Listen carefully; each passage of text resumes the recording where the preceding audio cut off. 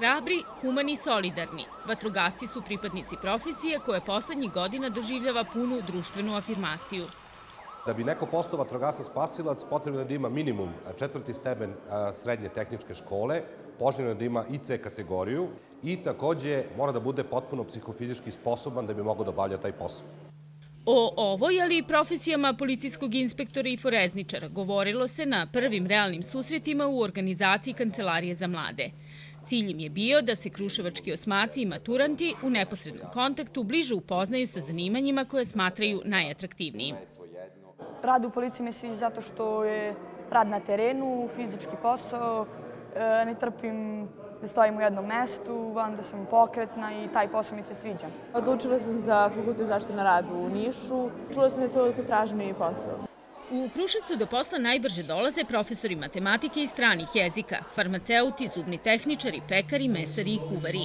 Realni susreti deo su projekta profesionalne orijentacije koji mladima treba da pomognu da lakše i samostalno donesu odluku. Nekada su se rukovodili uglavnom time čime su se bavili roditelji ili članovi porodice, pa sada i deca upisuju to isto, ili gde su krenuli drugovi i drugarice pa da se ne odvajaju od društva. Karijerni infokutak pri Kancelariji za mlade, predavanja i radionica u školama, deci pomažu da sagledaju sopstvene mogućnosti i detaljno se informišu o željenim zanimanjima.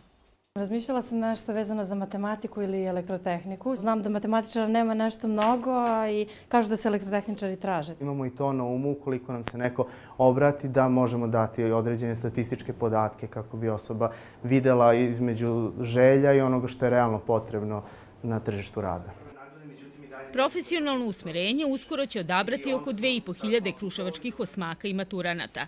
Odluku je, stručnjaci kažu, najbolje samostalno doneti, ali i podsećaju da se vremenom ona može promeniti jer proces učenja i stručnog usavršavanja traje čitav život.